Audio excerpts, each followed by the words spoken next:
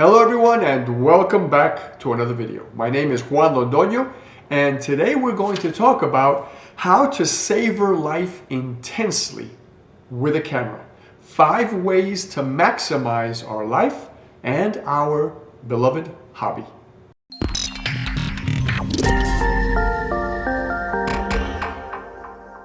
So we're going to begin with a quote from Marc, and I hope I didn't mess that up too much, French photographer that became famous back in the day because it's been a while. He was born in 1923 and passed away in 2016 at the age of 93. And he was known for the work he did in the Far East. So Marc said, taking pictures is savoring life intensely, every 100th of a second. That's a beautiful quote, especially if you're used to working in photography in manual mode, right? When you place it in manual mode and you start playing with shutter speed, you start to realize how important those 100ths of a second are. And this quote isn't too strange for us, especially if we're in the automotive world, if we like cars, if we watch movies about racing. Fast and the Furious, back in the day with Vin Diesel, the first movie, he made a quote very famous, and it said something like, I live my life a quarter mile at a time, right? And back to the same concept, right? All of this is related to or deals with living life to the fullest, squeezing everything we can out of every second of the day. Now, the quote of Fast and the Furious deals with distance, a quarter mile at a time, but if you're familiar with cars, you're trying to make that quarter mile. And you go from 14 seconds, and then you work on the car, and then you can do it in 12 seconds. And when you get that quarter mile down to 10 seconds, you have a pretty good car, right? And you've done a lot of work and invested a lot of money. And if that's your hobby, you've lived passionately for a while you've been doing all that and getting greasy, right? In photography, it's 100th second at a time, 100th of a second at a time, because that's how you place your shutter speed. And when you're thinking about those little seconds, everything starts to matter. And it comes down to living your life that way, squeezing as much as you can out of every second of the day. So, before we get lost in this, 5 ways that we can maximize our hobby and our life. Let's get started. Number 1, and one of the most important of all, shoot with whatever equipment you have. Let me tell you a quick story. When I started photography, I had a pretty good camera, right? I was 18 years old. My parents bought me a professional film camera from Canon. And I went ahead and did my thing, and I learned with it, and I got better, and I started doing more creative things. And before I knew it, I was lost in photography. Well, let me tell you what happened during the 20 years or 19 years that I shot that camera. Other cameras started to come out that did things better, faster, that focused automatically. My camera was a manual focus. Do you think I was paying attention to equipment? I couldn't care less. I was so intrigued by what I was doing with photography, so engulfed by the whole art and process and the creative process, I didn't care. I just kept shooting my camera till one day I woke up. I skipped the whole autofocus thing, right, for 19 years. I woke up and digital was here, and I moved into digital in 2003, right? So from 1984, when I got started with this professional camera, to 2003, that's what I shot. That's all I could think about, right? I wasn't focused on equipment. So what I'm trying to tell you is don't focus on equipment. If you don't feel you have the best equipment, it's okay. Get out there and start using it, or keep using it. It's okay to have a plan for something else you want to purchase, for gear that you want to grow into, for other things that you want to play with. That's fine. We all do it, right? I'll tell you a little more later, but start with what you have. Otherwise, you're never going to get started. And think of it this way. If you can take a little camera like this and you can crank out some amazing images with something this simple, imagine what you're going to do when you buy the camera you really want. Number 2 is shoot whatever you have around you. Now, in the first bullet, in the first point where I shoot anything that any camera you have, I went on to tell you how incredibly smart I was to shoot what I had, and I didn't worry about things that were coming out that were newer and better.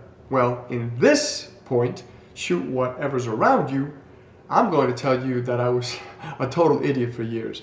When I was living in Florida, I actually put my camera down for 5 years because I couldn't find anything new to shoot. Can you imagine that? I said, how much beach photography can I do? How many palm trees can I photograph? And how much flatness can I handle in my life, right? I got to the point where I got tired. And you know what I would give now to be 15 minutes from the ocean, or 10, like I was back then? I wasn't living on the beach side. I was living in Melbourne, Florida, not Melbourne Beach. So I was 10, 15 minutes away from the beach. On a cloudy day, to go run to the beach with my camera and capture a sunset. The sun rose on the east, so I could have caught numerous sunrises every weekend, especially with dramatic skies. But I certainly could have waited any day of the week, right? Even a work day, till the sky was a little peculiar and weird and the clouds were dramatic, and then just ran to the beach, set my tripod up, and did some photography. I would give anything today to be there. And I missed the opportunity for 5 years because I was too silly to get out there, because I just couldn't find anything new to shoot. Take advantage of your surroundings. Don't adapt that mentality that I had, right? There's always something to shoot. Now I find pleasure in that because I understand that now. I can take my car, go 10 minutes, park, and then just walk around and shoot some pretty pictures. I can find anything, right? There's beauty in leaves and bugs, in lakes and trees, and there's so much in the bark of a tree. It's endless, right? So make sure if you live in the countryside, get out there, shoot mornings, shoot evenings. If you live in a city, do street photography. How I wish I was a little closer to downtown Atlanta. I am probably 50 minutes away. Not bad, but to get down there, right? Especially if I'm looking for a dramatic sky and I want a sunset or a sunrise, I sometimes end up losing the opportunity, right?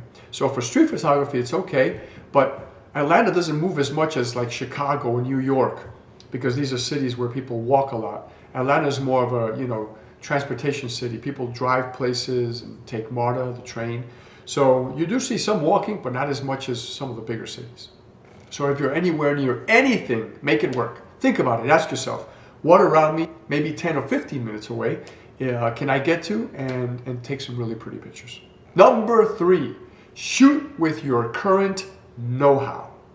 We sometimes are worried about getting started with something because we feel we don't have the know-how, or continuing to something more serious. You might already be taking pictures, but you might be afraid to shoot your friend's events, like small weddings, and your friend doesn't want to pay a lot of money, just wants some good memories, and you're afraid to commit because, oh my gosh, what if I ruin it? I don't know enough. And that's such a misconception that we have as photographers. You probably, most of the time, know more than most of the people that you surround yourself with, right? We are our worst critics, and I know for myself I am, right? So you're never good enough, and you're never bright enough and sharp enough and whatever, right? But start pushing yourself to do these little things, because believe it or not, you probably are better than you think. The best way, and you're probably going to agree with me, to learn something is just to start doing it and do more of it, right? Look at Nike, just do it, right? There's a reason that logo exists and got so popular, because that is the best way to do anything, is to get started. So take whatever camera and know-how you have and just start doing it, right? Get out there and just do more of it. If you're not sure, put the camera in automatic. Get out there and start worrying more about composition, and that way you don't have to worry so much about your camera. For now, right? Shoot wide. If you're not sure if you're going to have to crop, you can come back and crop later in the computer. And what you're going to learn after 2, 3, 4 trips out shooting, you're going to come back and you're going to start seeing trends like, oh, okay. So the next time that you go out, you're going to frame a shot and you're going to tell yourself, I don't need to frame this that wide anymore, because every time I get on the computer, I'm starting to see a trend where this is what I'm looking at, right? So you're going to see these trends and you're going to start doing it in your camera. And then you can take your camera off of automatic and you can start being a little more creative with aperture, shutter speed, right? Your f-stop, ISO settings, right? And other things. The last point I want to make here in this third bullet is learn from whatever you're doing. And the only way we can do that is by paying attention, right? So whatever you're out shooting, whether you come home and look at it or not, look at it at least in the camera and ask yourself every time you get back from a trip, what did I learn today? Sometimes the answer is going to be, I don't think I learned anything. I think I did a little more of what I did last time, and I had already learned a few things last time. I don't think I'm learning anything today. Maybe it's going to be, I don't know what I learned today. Maybe I'm not there yet, right? I still have to keep analyzing because I'm not sure what I'm learning. That's okay, but at least you're asking the question. Ask yourself every time, even I don't do this, right? And it's not good.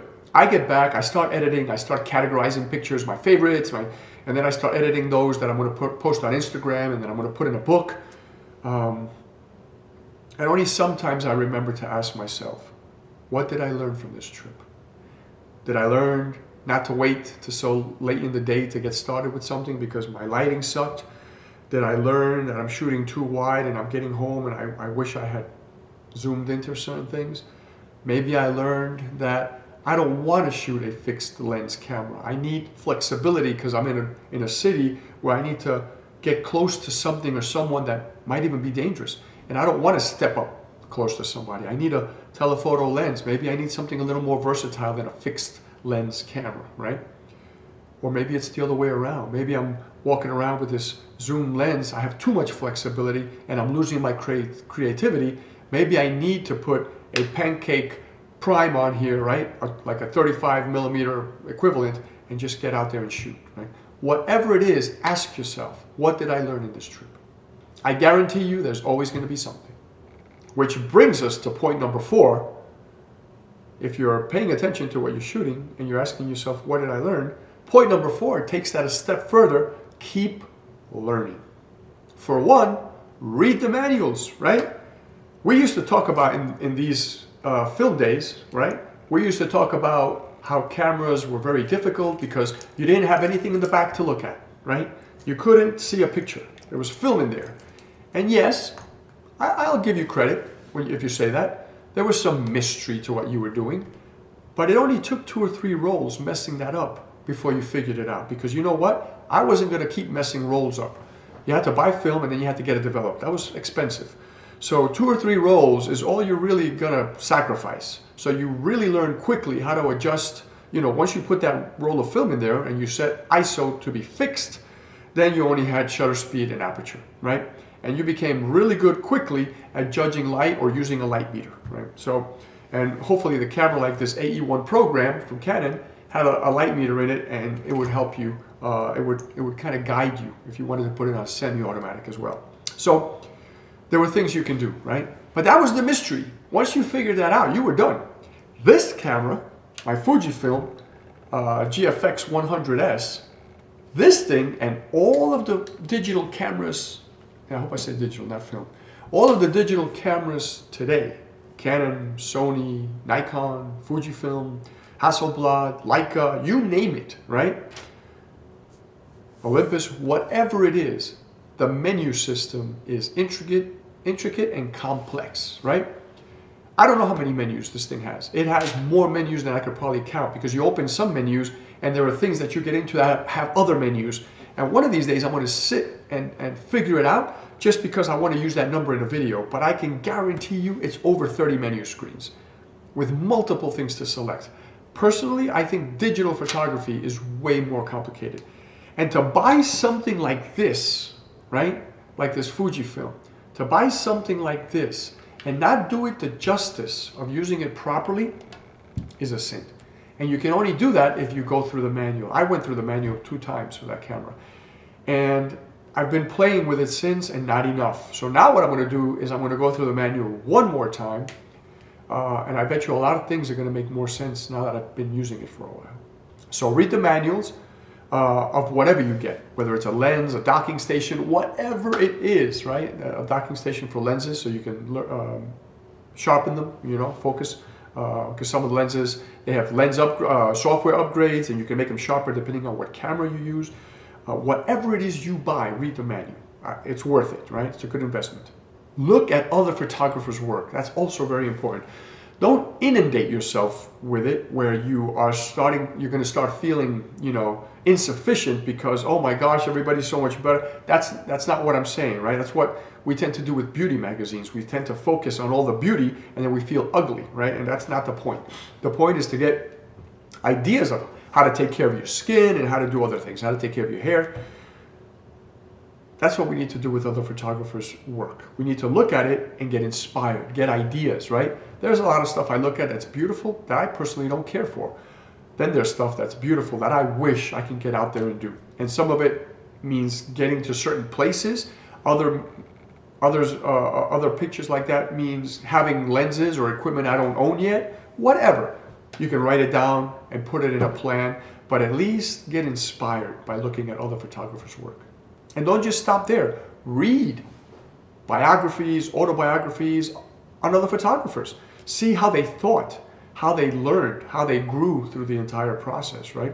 Chances are you're going to be probably looking at somebody from the film days, but even somebody newer. Find out what motivated them, what kept them going, what makes them so good, right? It's all worth looking at. Watch how to do videos. There are plenty of resources out there now, right? Where you can just watch free videos on how to. You're not sure about composition? Watch a half a dozen videos on photography composition. Watch videos on lenses. Watch videos on cameras. If you're thinking about your next camera, research it well. Don't just keep buying more of the same thing that you have. Talk to other photographers. I've switched gears lately, right? I went from Canon to Fujifilm. I still shoot my Canon, but I'm shooting my Fujifilm a lot more. I have a friend that went from his Olympus to Fujifilm as well. There are people that are going from Fujifilm to Canon because they need something different.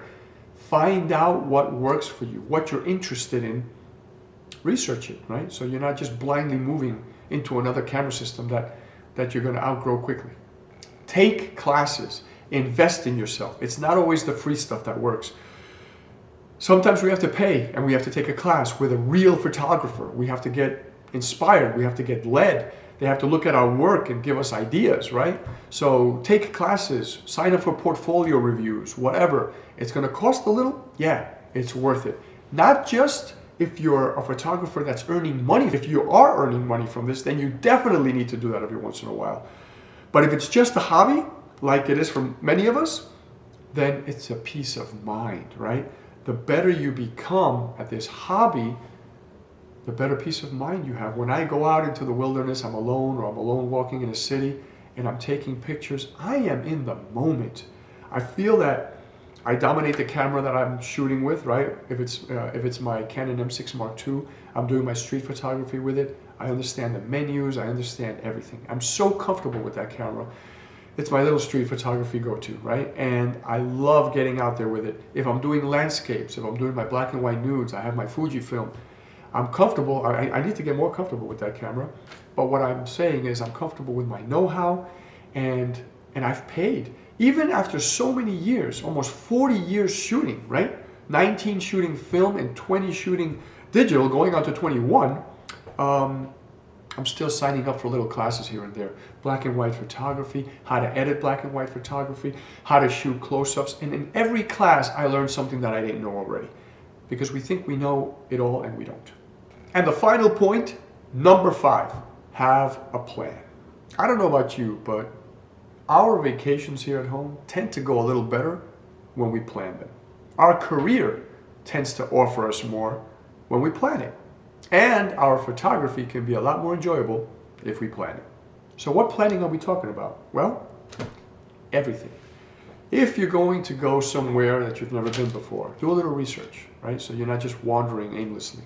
Plan your trip. We just talked about planning to buy new gear. If you feel you need another lens, right?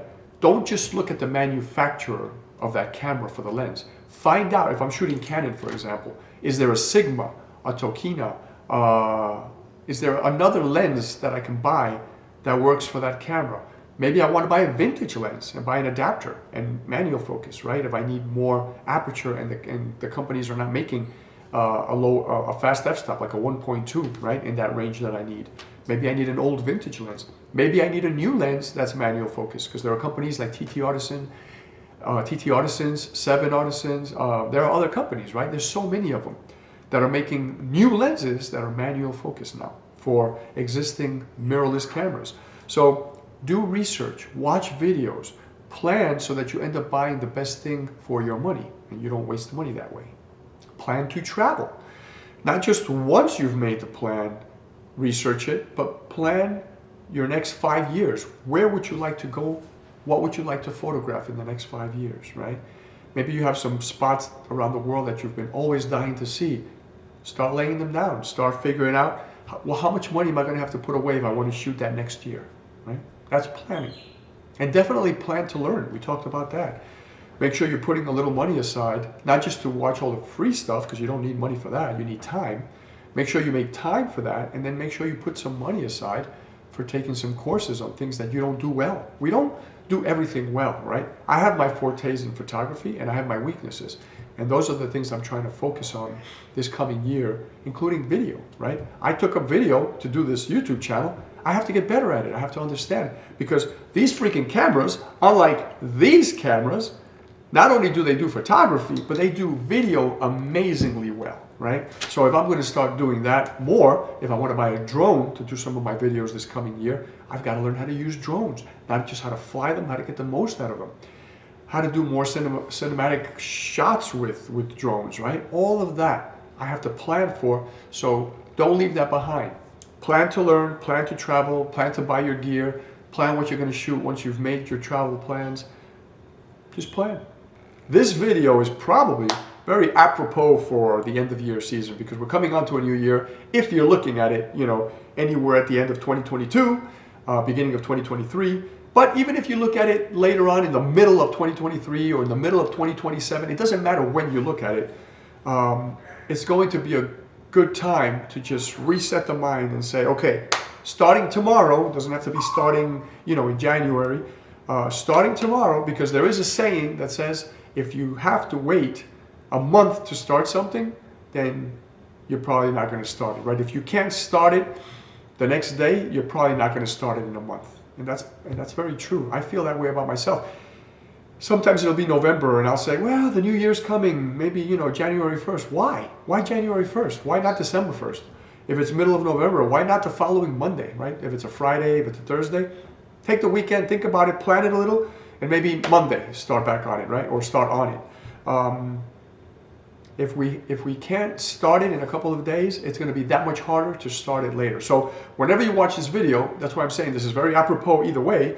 So that, but more so because it's the end of the year, now that the 2023 is coming, for us to start using these 5 points to plan our photography a little better, so we get the most out of photography and we enjoy our hobby even more. Let me know what you think. Am I barking up the wrong tree? Am I on the right track? Let me know. Let me know what you've thought about this, right? Are you planning anything for yourself with photography? Are you moving into another system? I have a friend that just moved from Micro Four Thirds, from Micro Four Thirds to medium format digital. Could you imagine? That's a drastic change. So what are you moving into? What are you moving out of? Are you looking to do a different type of photography? Let me know in the comments. I'd love to hear and I'll respond. I always do. So I love you guys. Being that this is the end of the year, if you do watch this when the video comes out this coming weekend, happy holidays. Please stay safe. Happy New Year. I wish you the best year ever. Make sure you plan not just your photography, but your whole year.